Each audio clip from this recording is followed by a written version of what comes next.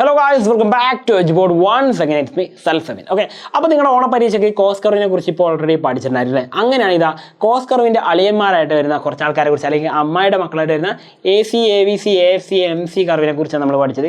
കുറച്ചേ പഠിച്ചിട്ടുള്ളൂ, പരീക്ഷയ്ക്ക് വേണ്ടിയിട്ടുള്ള മാത്രമേ പഠിച്ചിട്ടുള്ളൂ. അതെന്താണെന്ന് അറിയണമെങ്കിൽ നിങ്ങൾക്ക് കൂടുതലായിട്ടുള്ള വീഡിയോകളൊക്കെ വേണ്ടി വരും. അപ്പോൾ പറ്റുകയാണെങ്കിൽ നമുക്ക് എന്തായാലും ചെയ്യാം. ഇന്ന് അത് പോട്ടെ, ഇന്ന് നമ്മൾ പഠിക്കാൻ പോകുന്ന വേറൊരാളെ കുറിച്ചാണ്. ഈ ഓണപരീക്ഷയ്ക്ക് നിങ്ങൾക്ക് എന്തായാലും ചോദ്യമായിട്ട് വരാൻ ചാൻസ് ഉള്ള ഒരു ചോദ്യമാണ്. നോക്കിക്കോട്ടോ, ചോദ്യം ഇതാണ്. ഈ പറഞ്ഞിരിക്കുന്ന പട്ടിക പൂർത്തിയാക്കാനാണ് പറഞ്ഞത്. അപ്പോൾ നമുക്ക് എന്തൊക്കെ തന്നിട്ടുണ്ട്? TFC, TVC തന്നിട്ടുണ്ട്. TCയും ACയും MCയും കാണാനാണ് പറഞ്ഞത്. എന്തൊക്കെയാണോ പറഞ്ഞത്? TC കാണണം, AC കാണണം, MCയും നമ്മളോട് കാണാൻ പറഞ്ഞത്.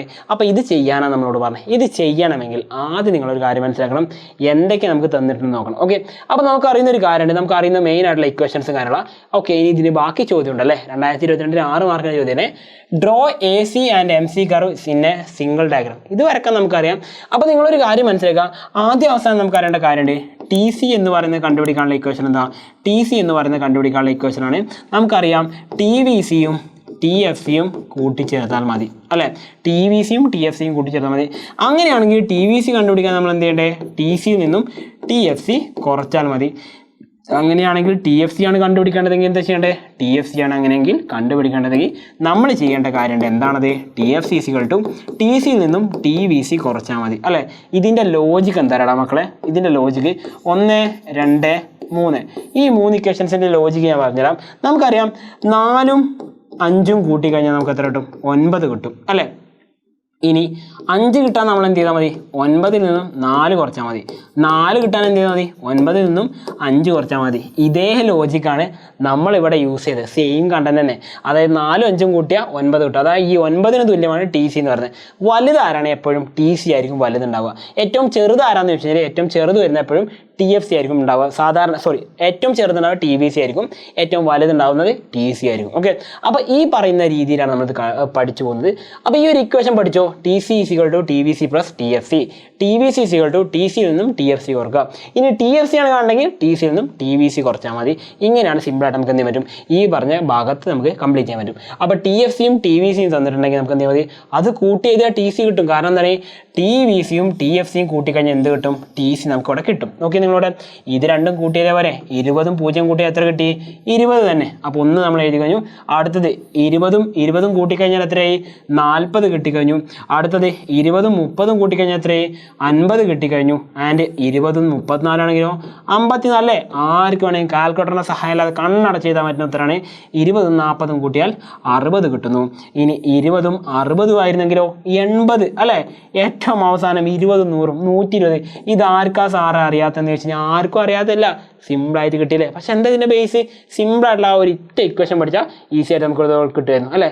അപ്പോൾ ആ ഇക്വേഷൻ നോക്കി നിങ്ങളുടെ ഇക്വേഷൻ പഠിച്ചു. ഇനി അടുത്ത് നോക്കിയേ, AC കാണാൻ ഇക്വേഷൻ നമ്മൾ പഠിച്ചിട്ടുണ്ടായിരുന്നു. എന്താ AC കാണാനുള്ള ഇക്വേഷൻ? അഥവാ നമ്മുടെ 4ാമത്തെ ഇക്വേഷൻ നിങ്ങൾക്ക് പരിചയപ്പെടുന്നത്. AC കാണാൻ എന്ത് ചെയ്യണം? AC കാണാൻ സിമ്പിളായിട്ടുള്ള ഒരു ഇക്വേഷനാണ്. നമ്മുടെ TC എന്ത് ചെയ്താൽ മതി? ക്വാണ്ടിറ്റി കൊണ്ട് ഡിവൈഡ് ചെയ്താൽ മതി. നമുക്ക് കിട്ടിയ TC ഉണ്ടല്ലോ, ആ TCയെ ക്വാണ്ടിറ്റി കൊണ്ട് ഡിവൈഡ് ചെയ്താൽ മതി.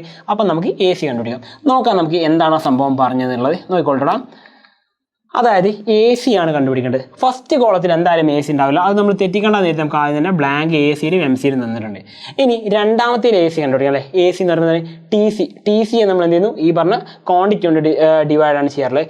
TC എന്ന് പറയുന്നത് തന്നിട്ടുണ്ട്. ക്വാണ്ടിറ്റി എവിടെ സാറേ കാണാനില്ല എങ്കിൽ ഈ ഔട്ട്പുട്ടിനെ തന്നെയാണ് നമ്മൾ എന്ത് പറയുന്നത്? ക്വാണ്ടിറ്റി അഥവാ Q എന്ന് പറയുന്നത്. അപ്പോൾ ഇനി നോക്കുക, അടുത്ത് എന്താ ചെയ്യേണ്ടത്? ഈ പറഞ്ഞിരിക്കുന്ന 40നെ നമ്മൾ എന്ത് ചെയ്യണം?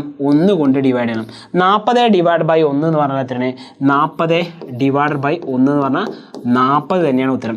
ഇനി നിങ്ങൾക്കൊരു ട്രിക്ക് കൂടി പറഞ്ഞിടാം. ഇങ്ങനൊരു ചോദ്യത്തിൽ മിക്കവാറും ചോദ്യങ്ങളിൽ നമ്മുടെ ക്വാണ്ടിറ്റി എപ്പോഴും 1 വെച്ചേ കൂടാറുള്ളൂ കേട്ടോ. അപ്പോൾ അത് വെച്ച് നമുക്ക് നോക്കാം.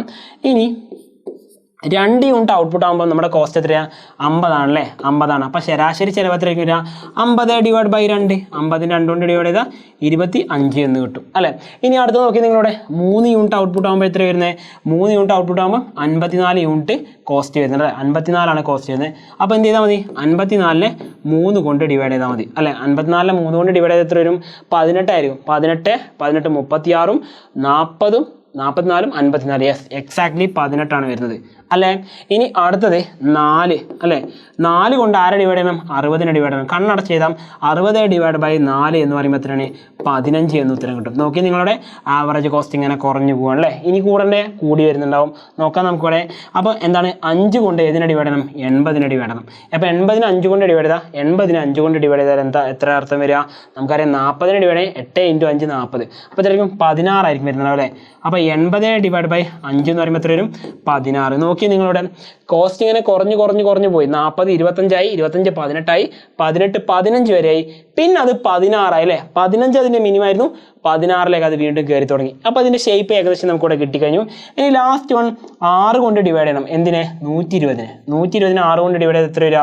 120 ഡിവൈഡ് ബൈ 6. നമുക്കറിയാം 12നെ 6 കൊണ്ട് ഡിവൈഡ് ചെയ്താൽ 2 വരും. അപ്പോൾ 20 എന്ന് വരും അല്ലേ? അപ്പോൾ നമുക്ക് കിട്ടിയിരിക്കുന്ന ഈ ഒരു ഷേപ്പ് വെച്ച് നമുക്കൊന്ന് വരച്ച് നോക്കാമല്ലോ. നമുക്ക് വരച്ച് നോക്കാം എന്താ വരിക എന്നറിയാലോ. ഓക്കെ, അപ്പോൾ നിങ്ങൾ നോക്കിക്കോളൂ. നമുക്ക് കിട്ടിയിരിക്കുന്ന വാല്യൂസ് ഒക്കെ കേട്ടോ. ജസ്റ്റ് ഞാൻ എ സിയുടെ വാല്യൂസ് എഴുതുന്നത്. എ സി തുടക്കത്തിൽ നമുക്ക് എത്രയുണ്ട്? 40 25 18 15 16 20 എന്നാണല്ലേ? അതായത് നമ്മുടെ ഷേപ്പ് ഇങ്ങനെയാണ് പോവുക. എ സി കർവ് ഇങ്ങനെ പോവുക. തുടങ്ങിയപ്പം 40 ആയിരുന്നു. അതിൻ്റെ മിനിമായ 15 ഇവിടെ എത്തി. എന്നിട്ട് ഇപ്പം നമുക്ക് ഇവിടെ കിട്ടിയ 20ലേക്ക് അല്ലേ? ഈ പറഞ്ഞിരിക്കുന്ന 20ലേക്ക് അങ്ങനെ കിട്ടി. ഇതങ്ങനെ പോയിക്കൊണ്ടിരിക്കും. ഇതാണ് നമ്മുടെ എ സി കർവിൻ്റെ യഥാർത്ഥത്തിലുള്ള ഷേപ്പ് എന്ന് പറയുന്നത്. ഓക്കെ, അതിൻ്റെ മിനിമമായിട്ടുള്ള 15 അവരെത്തുന്നുണ്ട് അല്ലേ? ആ 15 നമ്മളവിടെ കണ്ടുപിടിച്ചു കഴിഞ്ഞു. ഇനി എം സി കണ്ടുപിടിക്കണം. എം സി കണ്ടുപിടിക്കാൻ അതിലേറെ സിമ്പിൾ ആയിട്ടുള്ള ഇക്വേഷൻ ഉണ്ട്.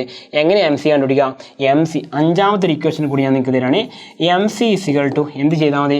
നമ്മുടെ ടി സിയിലെ ചേഞ്ചിനെ എന്താണ്? ടി സിയിലെ ചേഞ്ചിനെ എന്ത് ചെയ്യുന്നു? ക്വാണ്ടിറ്റിയിലെ ചേഞ്ച് കൊണ്ട് ഡിവൈഡ് ചെയ്യുന്നു. അപ്പോൾ ഈ ചേഞ്ച് ഇൻ ടി സി എന്ന് പറയുമ്പോൾ എന്താ സംഭവിക്കുന്നത്? അത് പറഞ്ഞുതരാം. നോക്കിക്കോൾട്ടടാ.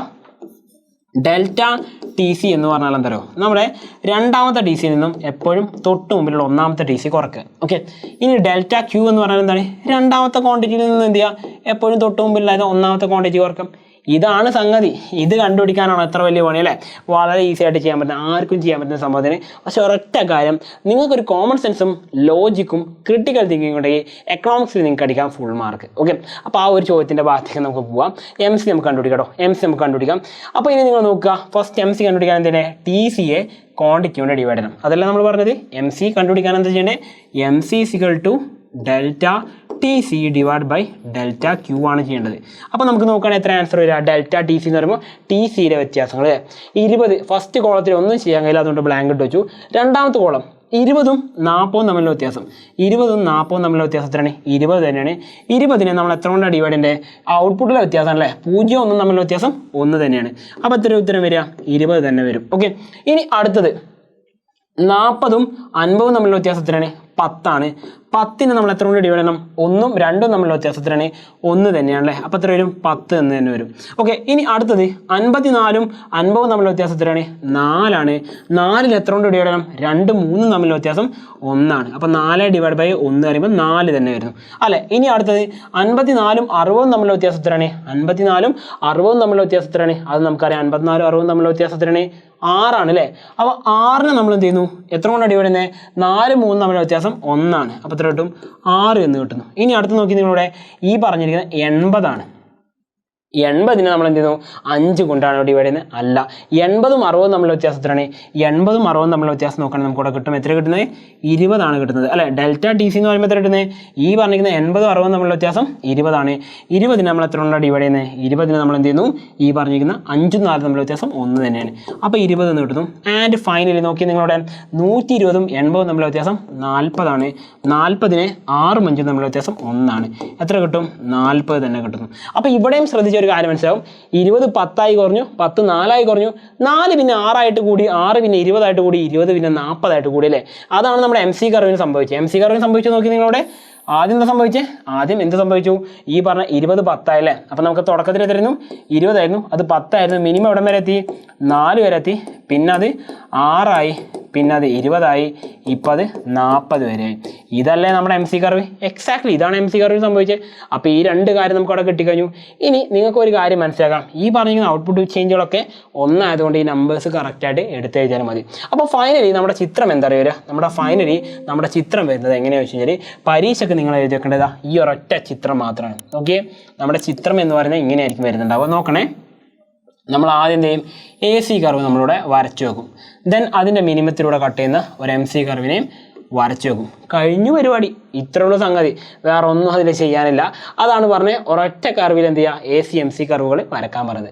അപ്പോൾ SAC എന്ന് പറഞ്ഞാൽ നിങ്ങൾ പേടിക്കൊന്നും വേണ്ട, SMC എന്ന് പറഞ്ഞാൽ പേടിക്കേണ്ട, അതിൽ ACയും MCയുമാണ് അവിടെ ചോദിച്ചിട്ടുള്ളത്. ഓക്കെ ആണല്ലോ. അപ്പോൾ ഇത്രയും സിമ്പിളായിട്ട് ഈ ടേബിൾ ഫില്ല് ചെയ്യാൻ പറ്റും. അതിനേക്കാൾ സിമ്പിളായിട്ട് എന്ത് ചെയ്യാൻ പറ്റും, ഈ ഗ്രാഫും വരക്കാൻ പറ്റും. നോക്കിയേ, അപ്പോൾ അതിൻ്റെ കൃത്യമായിട്ടുള്ള ആൻസർ നമ്മളിവിടെ കണ്ടെത്തി കഴിഞ്ഞല്ലേ, ആൻസർ നമുക്കിവിടെ കണ്ടെത്തി കഴിഞ്ഞു. അപ്പോൾ ഈസി ആയിട്ട് ഇത്രയും വൃത്തിയായിട്ട് നിങ്ങൾക്ക് ചോദ്യങ്ങൾ ചെയ്യാൻ പറ്റും. അപ്പോൾ നിങ്ങളൊരു കാര്യം പഠിക്കുക, എന്താണ് കോസ്റ്റ് കർവ് എന്ന് പറയുന്നത് കേട്ടോ. കോസ്റ്റ് കർവുകൾ വളരെ വളരെ ഇമ്പോർട്ടൻ്റ് ആണ്. ഓക്കെ, കോസ്റ്റ് കർവുകൾ വളരെ ഇമ്പോർട്ടൻ്റ് ആണ്. ഇപ്പോൾ ഇവിടെ നിന്ന് നിങ്ങൾ വീഡിയോ കണ്ടാലും ഇല്ലെങ്കിലും ഒരൊറ്റ കാര്യം ഞാൻ പറയട്ടെ, ഓണപരീക്ഷയ്ക്ക് ഇവിടുന്ന് ചോദ്യം വന്നിരിക്കും. ഓക്കെ, അപ്പോൾ ആ ഒരു ഭാഗം വൃത്തിയായിട്ട് പഠിക്കുക. കോസ്റ്റ് കർവുകൾ വളരെ ഇമ്പോർട്ടൻ്റ് ആണ്. വീണ്ടും പുതിയൊരു വീഡിയോ ആയിട്ട് കാണുന്നതായിരിക്കും. Once again it's me Salsabeen signing out from Edupol. Happy learning all. By.